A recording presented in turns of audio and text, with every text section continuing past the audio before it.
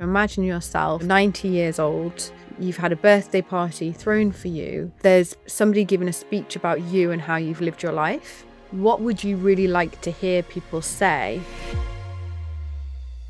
I see in this modern time, so many men are feeling this sense of not being valuable. They don't see their place, they don't see their purpose. Purpose, I think, is such an underrated health focus. We've got so much research to show that people who have a higher sense of purpose lead longer lives and lead healthier lives.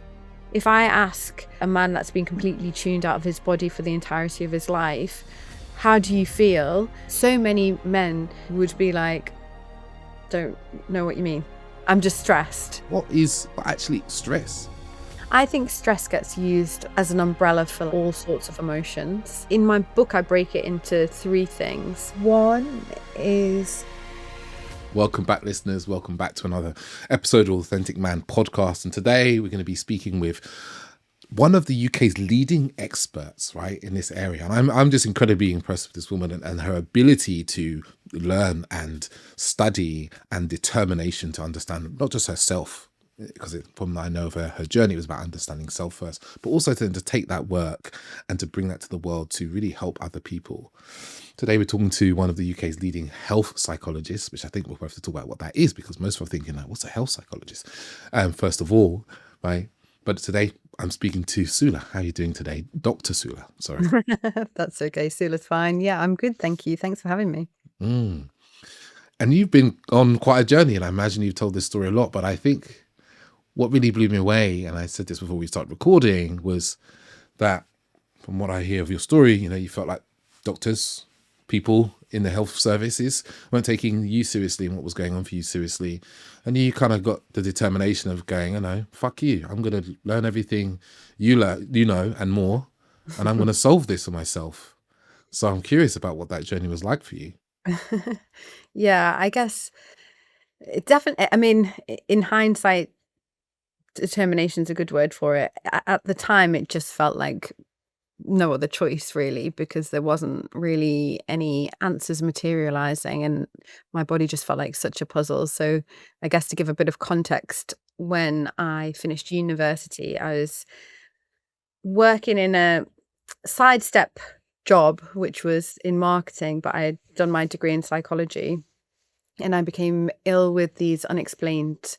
Started off with urinary tract infections, which is like a bladder infection, and then morphed into different symptoms, different presentations, pain sensations, and it wasn't shifting, and tried lots of different things in the healthcare system, spoke to lots of GPs, went to urologists, urogynecologists, and nothing was really helping. Lots of things seemed to be getting worse. I started getting migraines. And before any real determination, the first bit was just survival. The second bit was complete deactivation, actually, because I just felt I had no control. And then when I was offered a little bit of hope, that opened so many more doors, and the hope came from an unexpected area. It wasn't from the medical system. It wasn't from a particular treatment. It was from using mindfulness, which I know now is so commonplace. That term is everywhere. But at the time, it wasn't so much. It was actually my dad that suggested it, because he's a psychiatrist and he was doing a master's in mindfulness. And he suggested, you having all these sensations that you need to go to the toilet, but there's nothing in your bladder. Why don't you try using mindfulness to try and relate differently to that symptom experience and see if that shifts anything? And I was pissed off to begin with, because I was like, another person not taking me seriously and perhaps implying that it's all in my head. But actually, a big difference here, which I talk about a lot, is the fact that he didn't just say, you go try it. It's probably stress or your mind doing something wrong. He made sure that I got an explanation of some of the mechanics of why mindfulness might work on a physical level. And he also sat down with me to practice. He showed me a documentary. We did it together. we reflected on practices afterwards, and that made such a big difference because I had someone to kind of explore that experience with and be like, well, this happened. Well, I don't think that's working because, and to get that feedback really deepens your practice and ability to observe what's happening, especially when your brain's just in this zone of it's not working, it's not happening, it's bad, don't like it. And he could introduce that curiosity. So when I noticed that that practice was making me physically and emotionally feel less reactive to symptoms, then I think I started to get some momentum of like, well, if this can work, that's exciting. And maybe there's lots more scope for things to get better and lots more things that I can explore to improve things. And as I experimented for myself, I was really, really interested in, can this work for other people with other conditions in other situations? And that's really what fueled my career since then. Wow. I think what I'm really struck with when you talked about the mindfulness is, I think a lot of people think of mindfulness, obviously we think of meditation a lot of the time, right? As a mindfulness practice. We think about it as like a solitary thing. Even if you're in a room of people, I've sat in rooms of hundreds of people that are meditating, it's still this kind of solitary experience. But like as you describe it here, what was quite profound for you and quite a shift for you was that it wasn't solitary. It was a practice you kind of came in with your father, the documentaries and so forth. You might have meditated alone in that moment, you're alone, but then also there was this like connection as a togetherness afterwards as well. Absolutely. And actually what's really interesting is when I went to do a master's in health psychology after I started experiencing improvement, realized part of what was causing me so much stress was not feeling a sense of purpose and alignment in my job, and having lost my social network of uni students that had now left that whole uni city. And so I went to do that master's in health psychology. And as I was doing it, we were gently encouraged to apply for PhDs. And an opportunity came up with a funder. And the application that I put together was to explore the possibility that one of the central benefits of traditional mindfulness practice, so like a mindfulness-based stress reduction course, is the common humanity shared connection experience. Because in the traditional ways that the groups are delivered, it's groups. It's not just one person practicing on their own. It's in a group of at least 6 to 8 people. There's a teacher there. Often there's 2 teachers. And a big part of the process is the inquiry afterwards. You learn from each other vicariously. But beyond that, learning of like, oh, that was such and such experience, there's a kind of contagion of shift in attitude and feeling. And I was really hoping to do some research on that. Unfortunately, it didn't get funded, but it meant that I reviewed the literature, and we still don't have that much research on it, but there was some promising indications that a big benefit of mindfulness practices is that sense of increased shared connection. And, in the wider research, we know how protective it is psychologically, physiologically, to feel connected with other humans and feel, social connection and social support are slightly different things, but they often overlap, and both of them are hugely protective. Mm. Mm. It makes me think of men's circles. I'm involved a lot in men's circles, and the power of that kind of, you're having a shared experience of listening to someone that might be having experiences just like I'm having and someone else is having, and then there's an opportunity to ask questions and dive a bit deeper into what's happening. There's that sense of connection with each other that is really, it's almost quite mysterious. I don't fully understand the science, but I know that it makes people feel less alone. It makes them feel more connected. It makes them feel less harsh about their own problems and issues, and also gives them a certain level of emotional intelligence and empathy that start to be developed. It's really interesting, actually, because when I was doing research for It's All in Your Body, my book, I went through the experience of different groups of people and how the social experiences for these different groups of people might impact their psychology and their biology, and how that kind of feeds its own thing.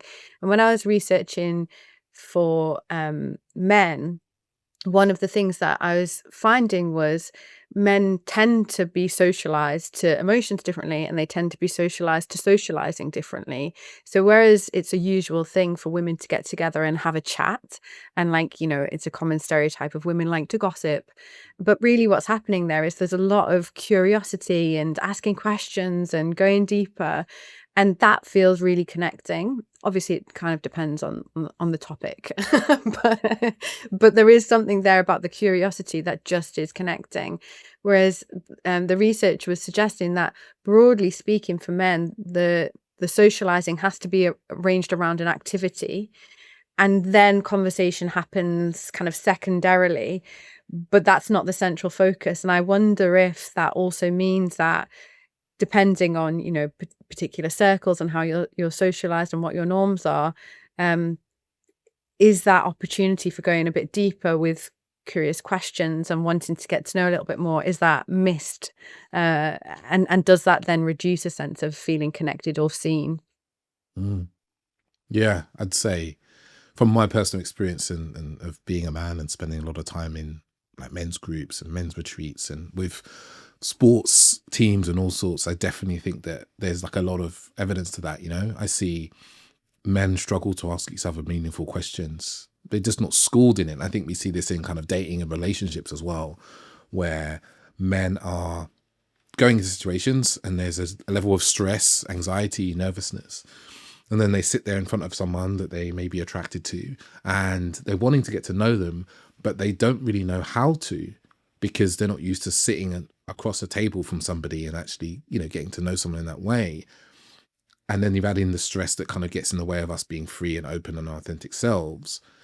They're left with this kind of cocktail for disconnection. They don't know how to answer questions. It's not like deeply embedded in their system to like be curious, ask questions, to connect dots that might not seem like they're connected. If someone tells 3 different stories, we might listen in a way that goes, oh, actually, it sounds like you're a really adventurous person. But when you're adventurous, you actually like to be really well planned, and reflect that to someone, and how that impacts the ability to both create romantic relationships, but also friendships. Because if your friendships are always around an activity, if that activity disappears for whatever reason, Yeah. like sports team or whatever, or it becomes harder to arrange that, then suddenly you don't have the training and understanding of actually having a relationship that's just based on conversation. Yeah, absolutely. And with that being the norm, then it can feel weird. You're like, oh, why would I just meet up? What we're going to do? And like, there's anything wrong with just meeting up to catch up, but it's not been established that way. Yeah. Mm-hmm. And you mentioned a little bit about the socialization of men, and this is a topic that's of lots of interest to me in my coaching work, and something I see spoken about in spiritual senses and sometimes in scientific senses, this kind of disconnection that men experience from their bodies. That women have, through puberty, they connect to their bodies because their bodies start to shift and change. They start to menstruate, and women will talk about and experience their bodies in very different ways. Whereas boys, and I'm seeing this a little bit of my son, he's 21 months old, and I see him, he uses his body to do things, run, jump, throw things. He likes throwing things a lot at the moment, kicking things, which he also enjoys a lot as well. But like I see in my work, and I'm curious about your experience of this, both from the research that you've done extensive amounts of research yourself, but also that you've read. What's the impact on men where they are often disconnected from their bodies? They're like little brains walking around on sticks. The sticks are just to carry their brains around. What's the impact on men when they exist in that way?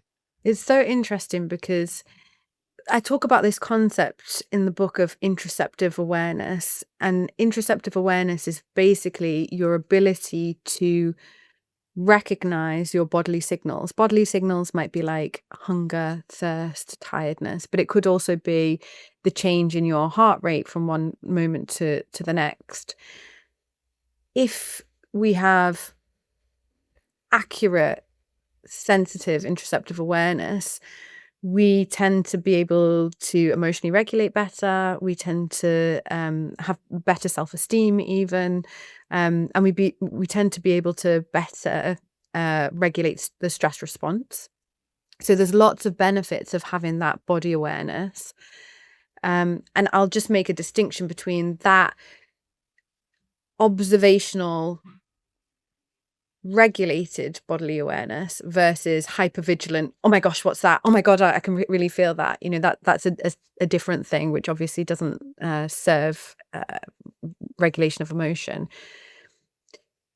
When we have low interoceptive awareness, it's like you say, it's like we're brains on a stick. So we are predominantly driven by our thinking brain, our cognitive brain, very rational, logistical, analytical. There's always an assumption that things need a fix or a solution, or, an understanding towards a fix or a solution. And it can erode the richer experience of life psychologically, emotionally, and also physiologically. So there's lots of different effects of that.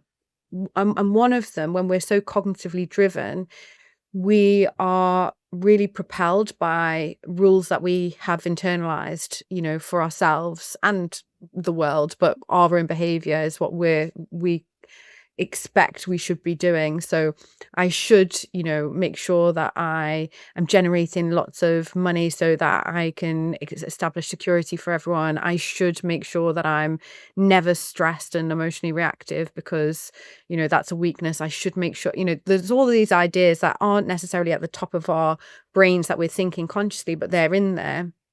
And so our behavior is driven by that. And what's tuned out is actually what our reality is, going on, and what our feelings are. So the interesting research shows the lower our interoceptive awareness, the less able we are to recognize how we actually emotionally feel, because emotions are physical. And so if we don't recognize how we feel, if we don't recognize what our actual stress level is, then we just carry on on automatic pilot, probably doing a lot of things that are only adding to our physical and emotional load, but without any real awareness. And we only really find out when that's had an impact, to a degree that our systems are depleted and we can't perform the functions. And then we start feeling this blame, this guilt, this fear, maybe I can't do what I need to do. And it's quite perplexing because you've just been doing what you're used to doing. You've just had your brain on a stick and carrying on. You haven't had any of that rich data kind of telling you, oh, you don't like this. You don't want to do this. You've had a feeling here. So potentially the effects are huge and extensive unless you start to learn to attend to actually what's going on. But it's a really interesting process, because if I ask, let's say, a man that's been completely tuned out of his body for the entirety of his life, how do you feel? Often he'll tell me what he thinks. Well, it's annoying because I have to do blah, blah, blah. So then, even if I ask a specifying question, so are you annoyed? It's usual for there to be a deflection of the feeling. Well, it's not that it's annoying, it's blah, blah, blah, and there's more narrative. So you can see the switch from emotion to cognitive. Then if I go, well, we've isolated a feeling of like stress, let's say, feeling stressed. Can you tell me how you feel that in your body? So many men would be like, don't know what you mean. I'm just stressed. And it's a head experience. It's not a physical experience. But we know that feeling any emotion is a physical experience, but you just haven't had the opportunity to really recognize that in any sort of way. We can retune that. And it is like a retuning process. But if you don't feel anything, it's like, where do I start? Yeah. If you don't feel anything, asking someone, how does stress feel from a perspective of sensation in the body, if they've only ever thought about stress and they think about thoughts that make them stressful situations, is like asking them, like, what does space feel like? It's a really foreign experience. And as you were describing there, this kind of this man who's disconnected from his body, what I really heard was rigidity. This rules, like life is a collection of rules and ideas and thoughts. There's a rigidity to his being, his thinking, because everything is a stack of rules, less about what actually he likes and dislikes. I come across this situation with a lot of men where if I ask them, what do you want? Sometimes they're more contextual, like, what do you want in a relationship? What do you want a relationship to feel like? And they can't really answer that question beyond what they think they should want or what they've been told they should want.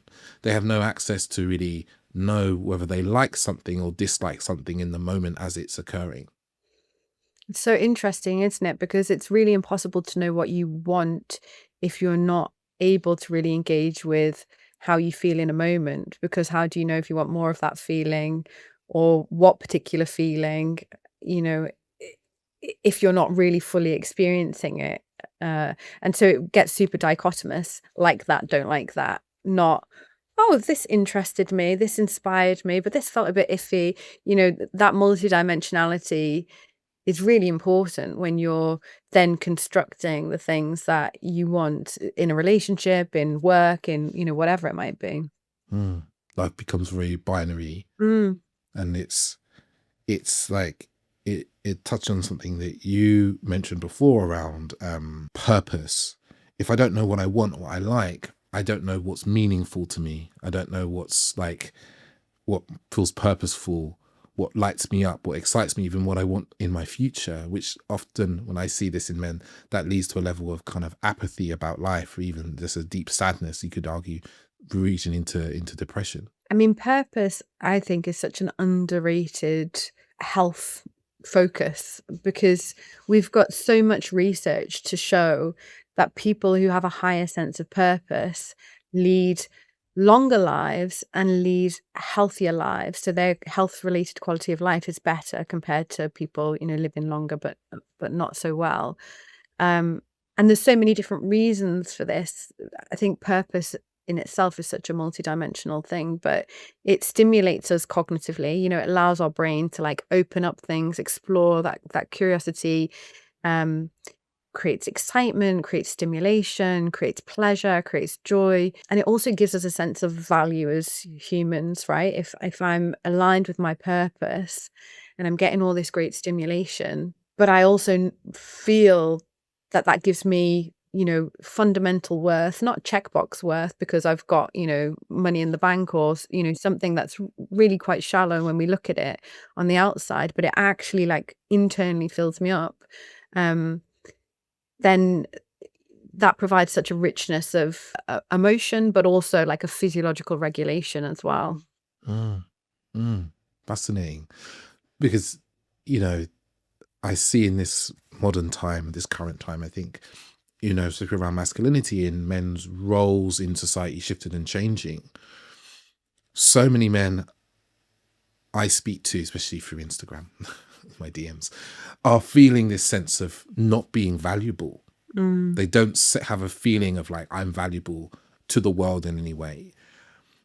And they don't see their place. They don't see their purpose, which often leads to this feeling of sadness, of meaninglessness, of apathy about kind of engaging in life.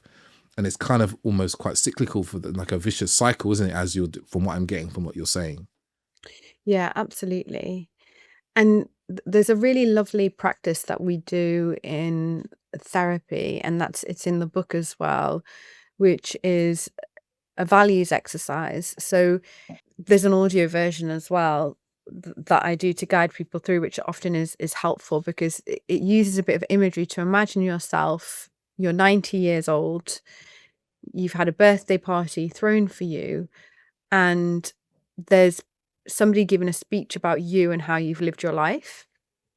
The important thing of this exercise is it's not about what would they say now, it's about what would you really like to hear people say, and try and go as in depth with that as possible. So in different areas of life, Sula was this kind of person professionally. She, revolved her work around this because it meant X, Y, and Z. This was the impact. Sula was this kind of person when she was with her friends, and, that meant she had times like this, and her friends appreciated this about her, etc., etc. We can go through like different roles, like parenting roles, relationship roles, etc., etc. And the invitation is just notice intuitively what comes up as important to you. And to our earlier point, this can be really difficult if you're not very in tune with how you feel beyond good or bad, anxious or calm.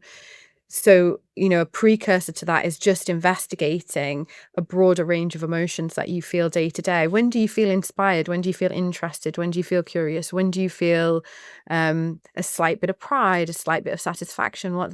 And as you start detecting in a bit more niche detail the range of emotions in the small things that you do, that can inform what you're looking for in this kind of value exercise. I really do like it when I'm interested, actually, and these are the sorts of things that make me interested, etc., etc.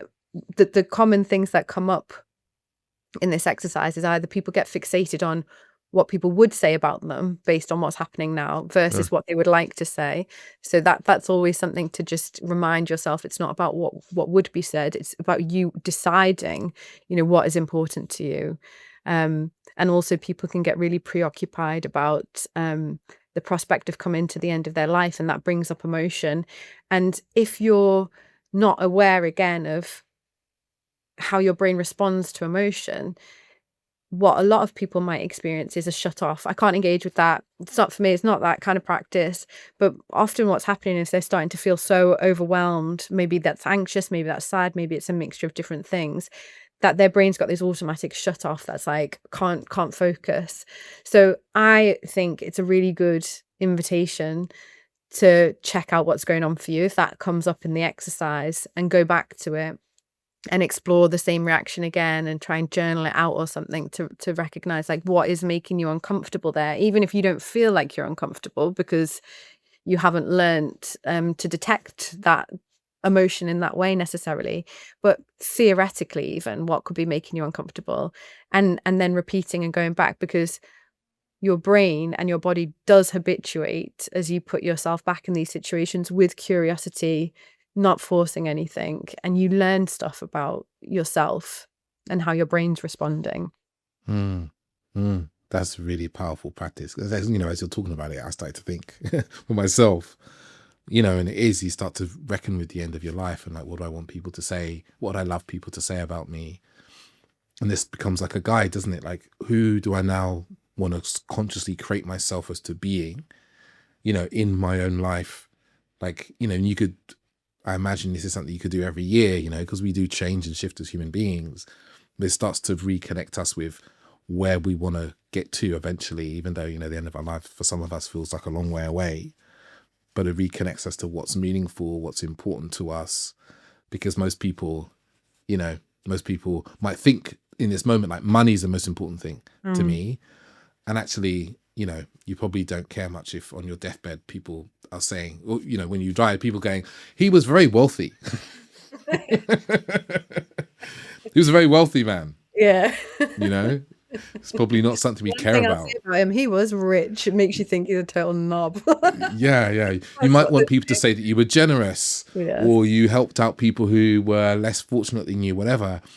And actually, you start to see that maybe that wealth that we've focused on isn't as important as it might be something that aids that, but it isn't all about that.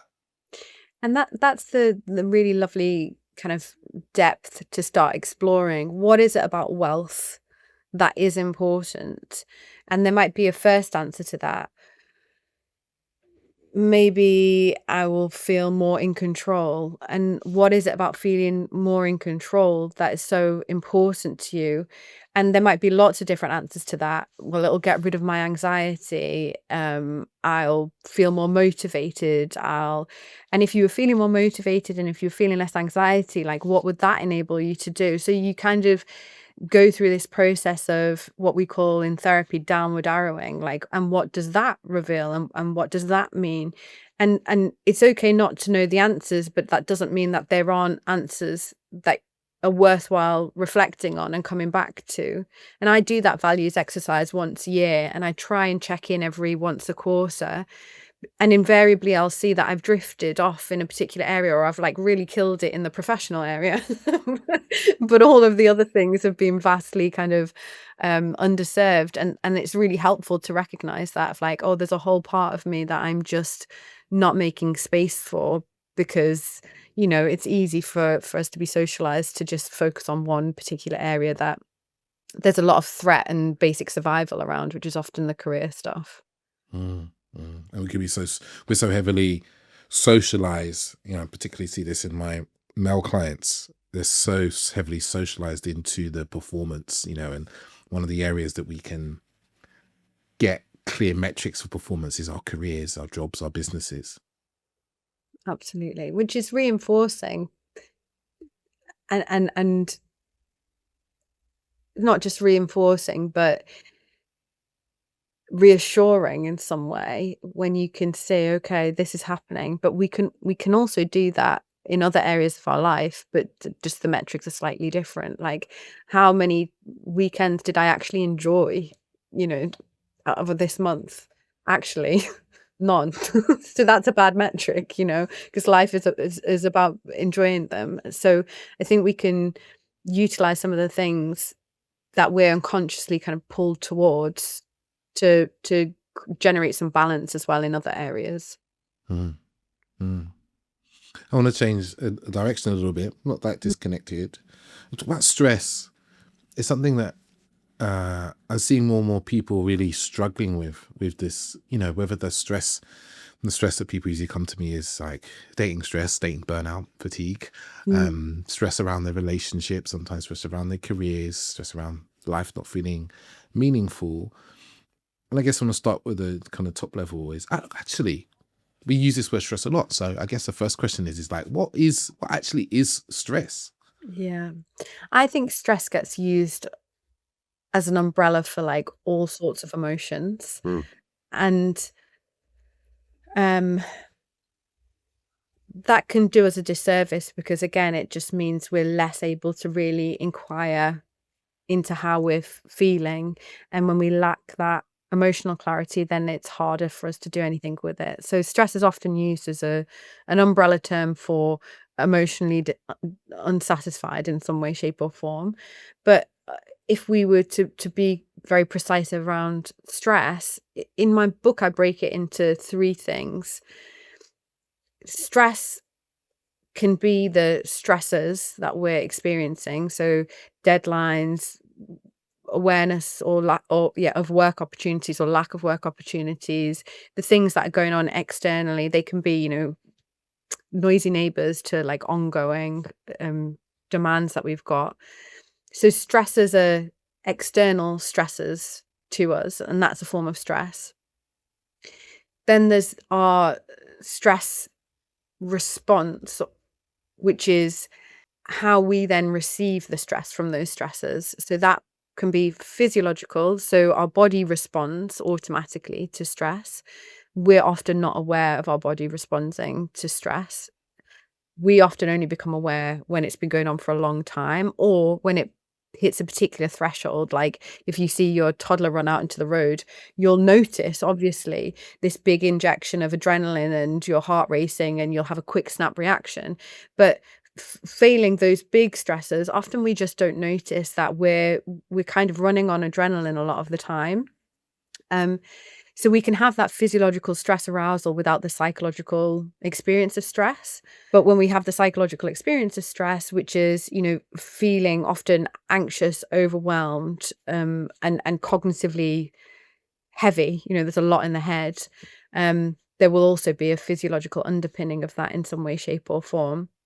So that's number two, like stress, either emotionally and or physiologically. And then the third distinction is our stress reaction. So this is like, if you were to use it in a sentence, it'd be something like, I'm stressing out. And so that's like our stressed action. So I'm stressing out because, and what we probably mean by that is, I'm thinking about it, I'm worrying about it, I'm trying to figure it out. You know, that's the stressing process. But for someone else, it might be just kind of completely shutting down and not attending to what's going on, and then recognizing, oh, I need to do this thing, but then switching off again, using their phone, distractions, what have you. So we've got lots of different ways that we can automatically respond to stress. Some of them are intentional, and a lot of them are not so much. So I think when we break stress down into the three different types, it also takes off some of the personal responsibility, because we can't control all of the stresses around us.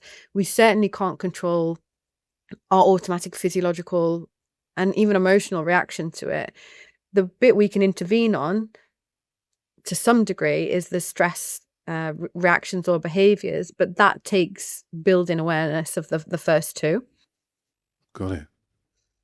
And the question that come to my mind as you were speaking, what was really there was like, what is the longer term impact of us being stressed? Like whether that's psychological, whether that's in the body, what's the impact of this, especially when it becomes like chronic stress?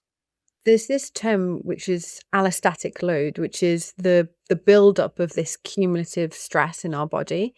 And research for decades has shown that higher allostatic load changes changes our health trajectory. Allostatic load is a physiological kind of build-up in the body. It's basically where our core regulatory systems, so our immune system, our neuroendocrine system, which is how the hormones are kind of being instructed to work in our body, be secreted or not, etc., our neurochemical balances, our cardiovascular system, and our metabolic system, which is how our body converts food into energy and all of the kind of knock-on effects of that. Those core regulatory systems are knocked off course over and over again the longer and more repeated stress is. Our body has such a great bandwidth for being knocked off course and then coming back, knocked off course and then coming back over weeks, over months. But when we are not really giving it a proper opportunity to get retrieval, because we're still going in those same environments, or we're still asking the same demands, or we're not giving ourselves adequate time to recover, we're not changing mental habits, physical habits, all of those things will contribute to the ongoing build-up of allostatic load. And allostatic load has been related to increased inflammation, which is related to, things like arthritis. Even allostatic load has been related to kind of cardiovascular disease and all-cause mortality. So like the higher the allostatic load, the sooner you're likely to die, essentially. And poorer health related quality of life. So it's absolutely huge. It has such a big impact on our physiology, but for some reason our brains just kind of minimize it as like it's not really a thing, especially for men. Men are especially socialized towards that. Why do you think that is, that men are socialized towards that? I think it's hard, isn't it? Because men are socialized to not expect that they should have emotions, that they should be stoic, that that they're fixers and they're providers. These are all the stereotypes of that socialization for men, and so that's fundamentally at odds with recognize what's going on emotionally and how much these demands are impacting you personally, and give yourself permission to do something different. And maybe that means that you don't have to fulfill this role in this way. We don't ever get any socialization to that end. So, for that reason, you're not really getting an opportunity to give yourself permission, I suppose, to recognize that it is a thing. And societally, broadly, nobody's talking about that as a public health intervention. Nobody's saying the world's too stressed, we need to make sure everybody feels really good about themselves. So there's no counterbalancing messaging or initiatives or funding even. So the individual will never feel like they've got permission to do something without all of that. Wow, yeah. There's not like a public health crisis around stress, around how we deal with stress, or teaching people some like how to be less stressed, or company-wide initiatives to reduce stress. In fact, it sometimes feels like there's the opposite. There's like initiative to increase productivity, more bombardment of news that's always negative, that is contributing to people's increasing in stress. What ends up happening is more responsibilities placed on the individual for being stressed. Oh, you're stressed. You're obviously not managing it very well. Here's some tools to help you manage it better. With inadequate exploration of what are the contributing factors, or the social dynamics that could mitigate some of this. So then it is a bit of a cycle. It's like, well, it's back on the individual to manage the stress, which adds more stress, and so on and so forth. Yeah, yeah.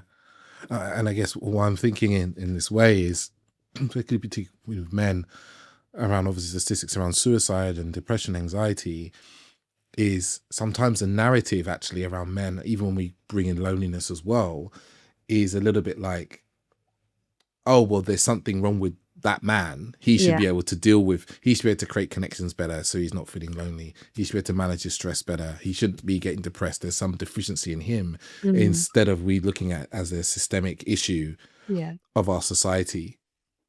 Yeah, absolutely. And I think that was one thing that I really wanted to strike the balance of in the book of, yes, there are things that we can learn about and do differently, but if we don't acknowledge the systems and societal norms that we live in that make some of these things really hard to achieve individually, then it only piles on more pressure and stress and sense of self-deficiency. So we need,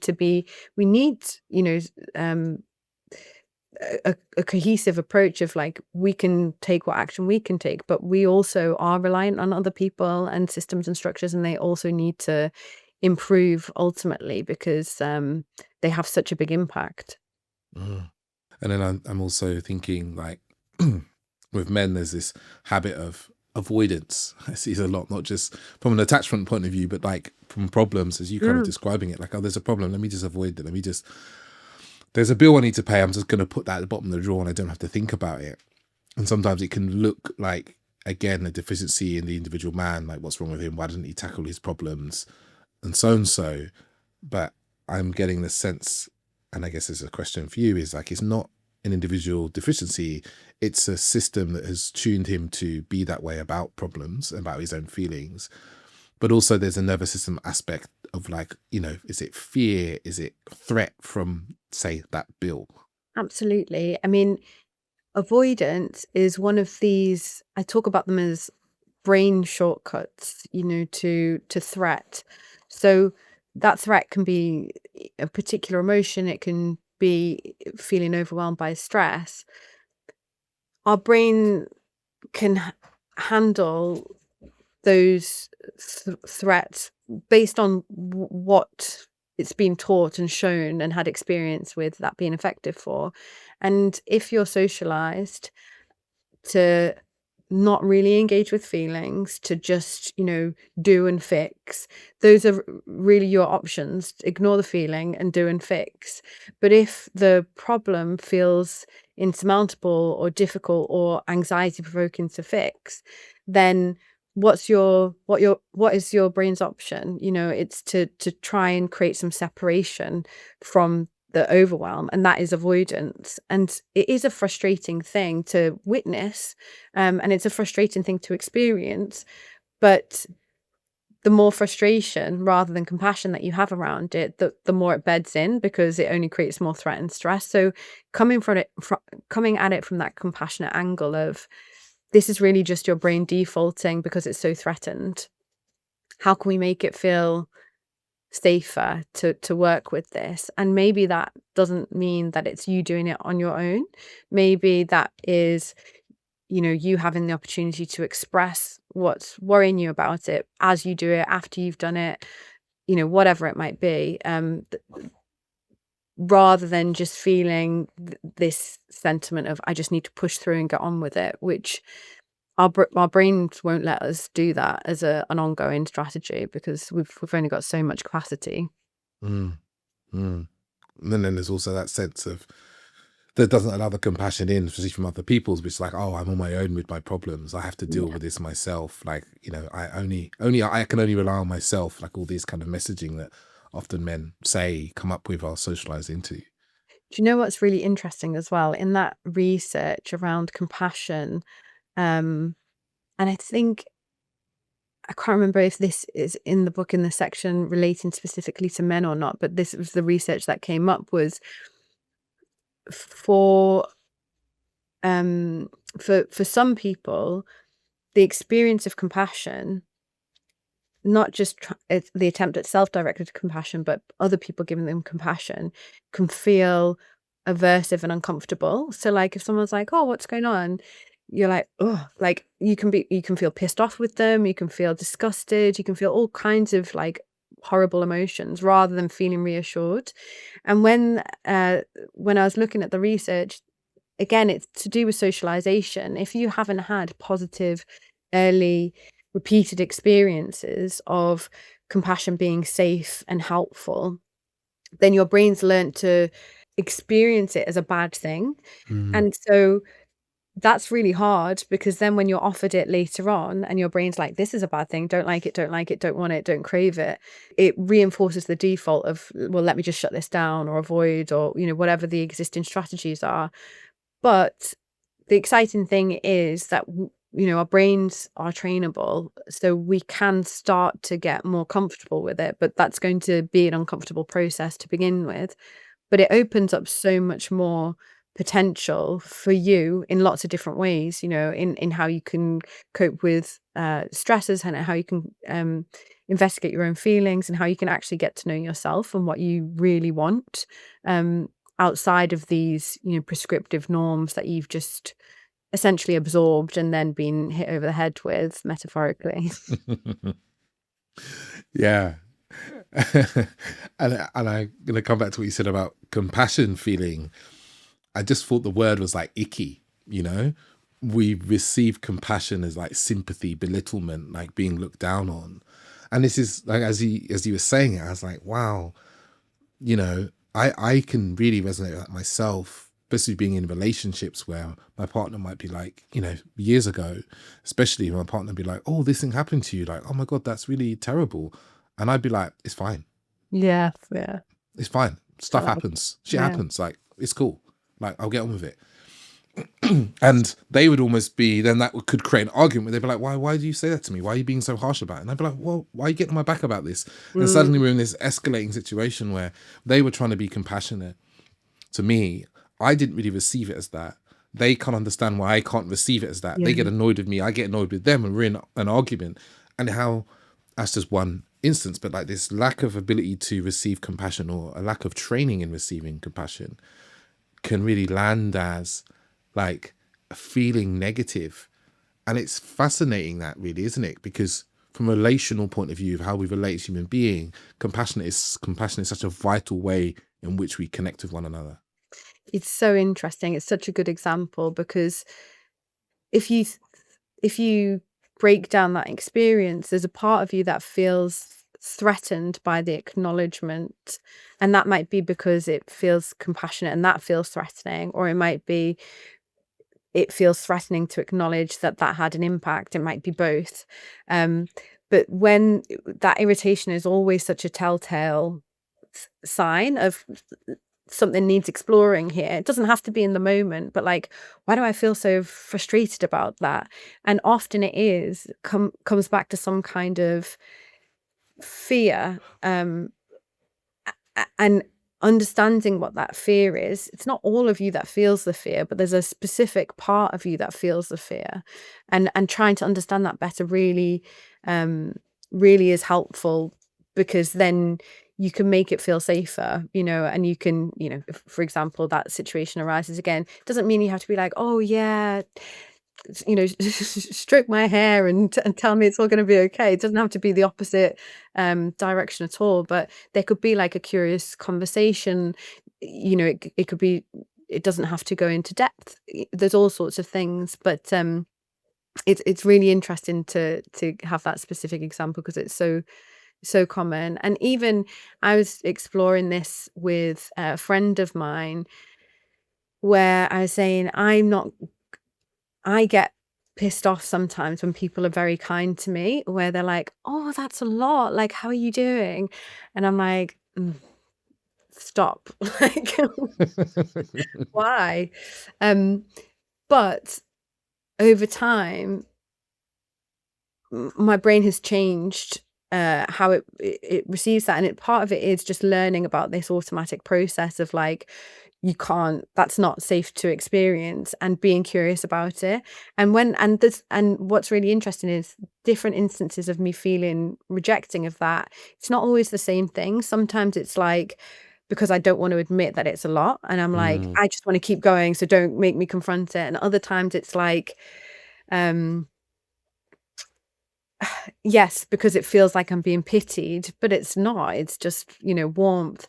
And so just to come back to that point of compassion and ickiness and pity, there's a really lovely definition of compassion by Paul Gilbert, which I'll now completely forget. But one of the elements of it is that, first of all, compassion is about being aware of your suffering or one's suffering. It's not, if it's not self-compassion.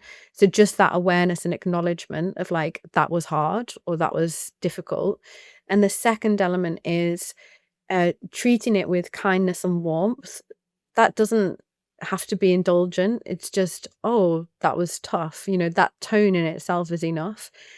But then the next thing that I think that we assume is that compassion then means self-indulgence and kind of down in any sort of personal control. But in this definition of compassion, there's also this inclusion of a want or intent to alleviate that in some way. And that can be very pragmatic.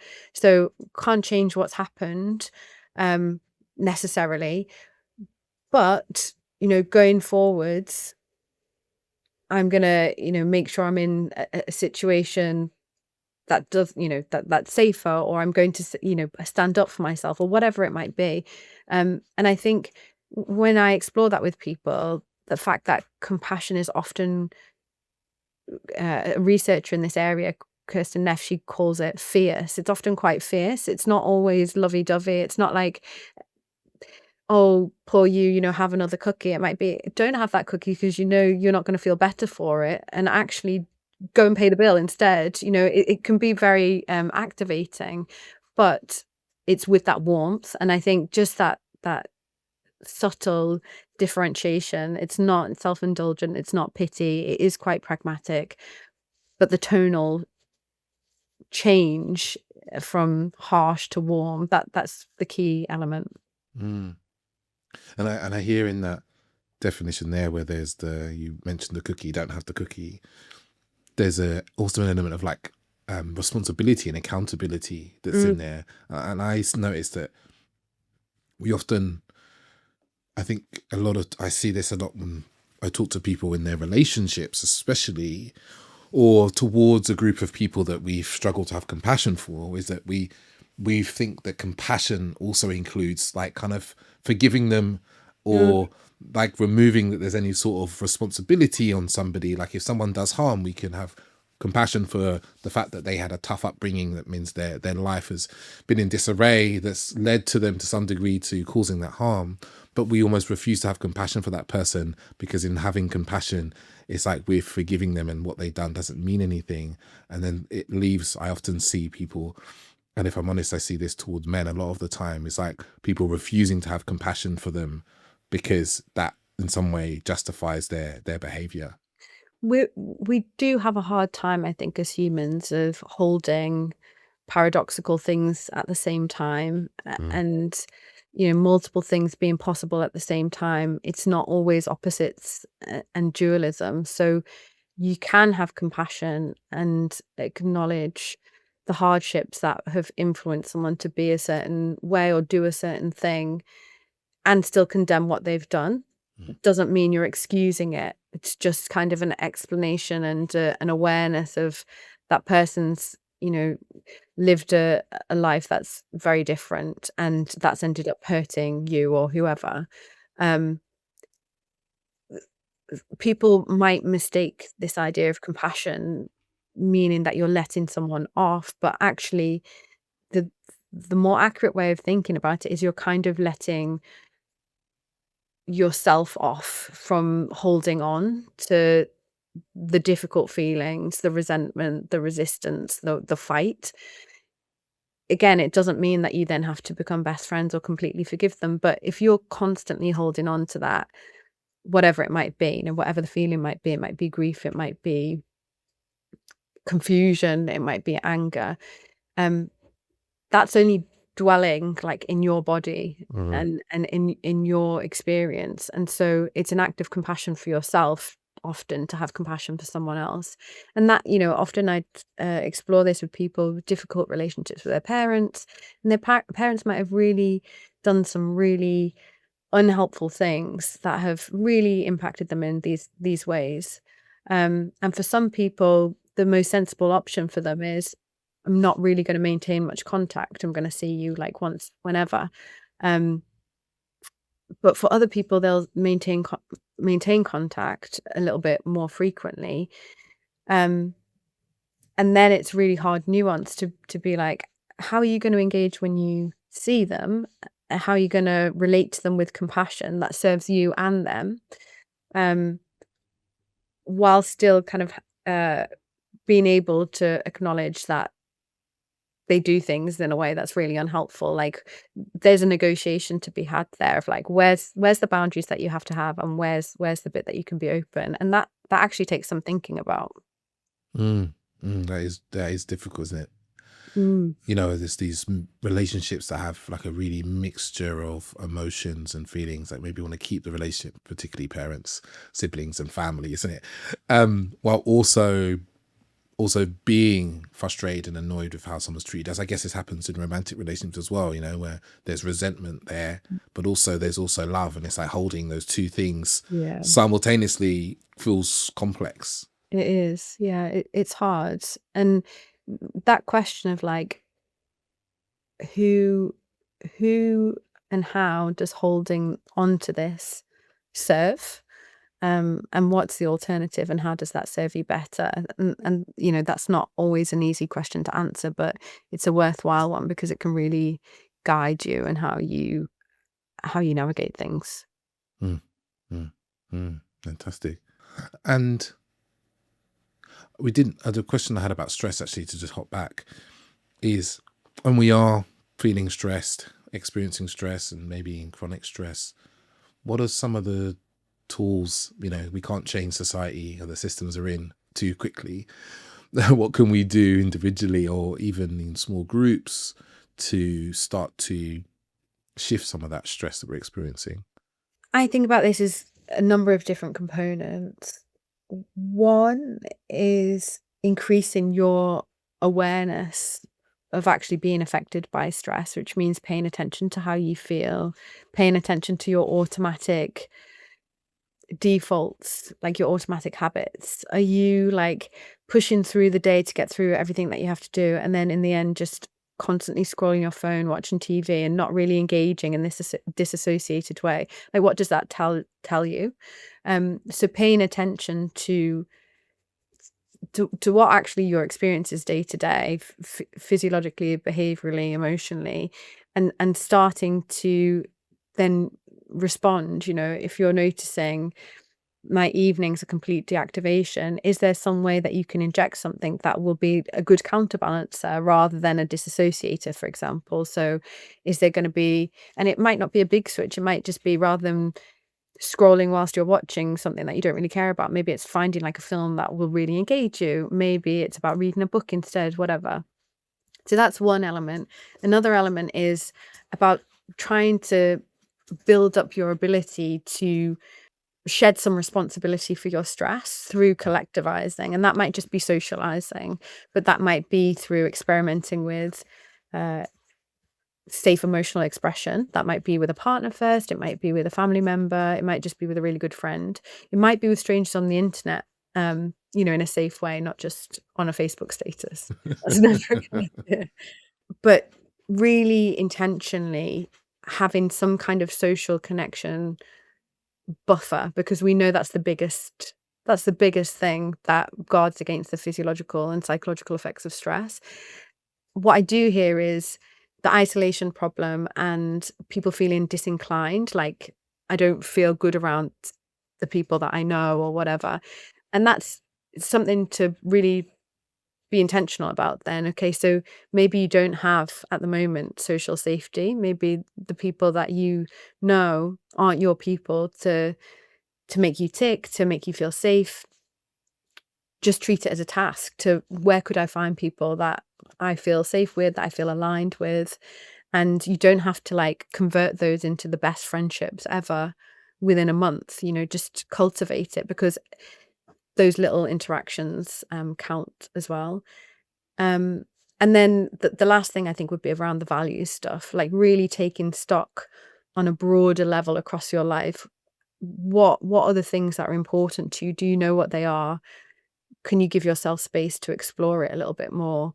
And give yourself license to experiment, because you don't have to find that out in 1 year. And actually the process of experimenting is valuable in itself. So there's kind of multiple layers. Some are a bit more in the moment responses to what's happening, and some of them are kind of cultivations that will sustain you longer term. Beautiful. They still feel like they're valuable across not just, stress, but even negative thinking and judgment, even, I guess those things go under the umbrella of what people call stress. Yeah, for sure. Because the more regulated, the more connected, the more aligned with our purpose and values, the less hostile that internal headspace becomes as well. And it's easier to observe the thoughts rather than them just kind of like flying at you and feeling like fact. Awesome. I'm curious about your book. I can see they're shining in behind you.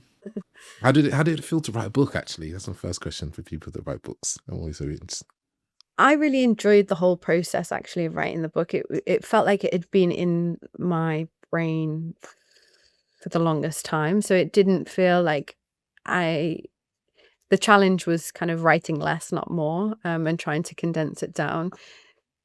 But really, yeah, it was just a really lovely chance to have centralized all of these concepts that I'm constantly talking about and exploring in different ways with different people in different contexts. And now finally have somewhere that I can say, I talk about this in more detail. There's so much more nuance to this than what I've just written on social media or whatever. If you want to go deeper, it's there. So yeah, it was cathartic and hopefully helpful to lots of people. And what is it that you want people to take away from reading your book? Very broadly, I want to take the stigma out of this mind-body connection so that people have a better chance of looking after their mental and physical health. Because the more that we, first of all, think that our stress is our fault, the harder it is to solve our stress problems. The more that we think exacerbation of physical conditions is caused by mental health, the more that we take personal ownership and responsibility and see it as a self-deficiency. So what I really wanted the book to clarify is mental and physical health are constantly interacting. Psychology and health, physical health are constantly interacting for everyone, regardless of whether you say you've got anxiety or depression or just don't identify with anything. That is a two-way conversation that's always going on. And the more that you can recognize that happening, the more you can make informed decisions about what you want, what's going to serve your body, what's going to be good for your physical and emotional well-being. So I wanted it for individuals, but also just to kind of shift how we society, which is a lofty ambition, do think about this dichotomy of physical and mental health. I work a lot with a lot of healthcare professionals and have come from the NHS, and I just see this dichotomizing of, oh, this is more anxiety issue or this is more a stress issue. I'm like, no, this person's got 3 physiological conditions that is causing a lot of stress, which yes is exacerbating symptoms, but we can't just say it's more stress. We have to look at how these things are interrelating. Otherwise, again, the same problems unfold of people think it's their fault. So I was hoping that it would help people think with more nuance, I suppose, about how their mind and body are meeting each other. Beautiful. Like a bridge between the two, instead of it just being, okay, you got mental health issue over there, which, you know, is still highly stigmatized as much as we try for it not to be. Whereas physical issues are less stigmatized, but there's still an element, especially if you can't go to a doctor and then be really clear, like, take these 5 tablets and you're going to be fine. There's you become a hypochondriac, and there's a judgment around that, when actually the issue could be about the connection and bridge between the two. Exactly. And for so many people it is. That's what's happening. Incredible. And I imagine people can find your book in all the normal places that people pick up books these days. Yeah, absolutely. On all book selling platforms. Book selling platforms. I love it. Well, Sula, this has been a really fascinating conversation. I'm going to take away a lot, actually, personally, from my own life as well, in this. And I'm sure, other than your book, listeners are wondering where they can hear more from you, where they can work with you, get involved in what you're putting out in the world. Yeah, so I've got a website, which is healthpsychologist.co.uk. I've got an Instagram, which is the_health_psychologist_. And I have a podcast coming out, actually, the end of April, which is going to be called How We Really Feel. And each season's going to look at this interrelationship between physical and psychological process and social processes, and how they meet each other to have an impact on physical and mental health. So I'm excited for that to come out. Fantastic. Awesome. Again, so a big thank you to you for your work and for today's conversation. Like I said, I've learned a ton of things for me personally, and it's like put together so many different separate ideas that I've had and create links between them.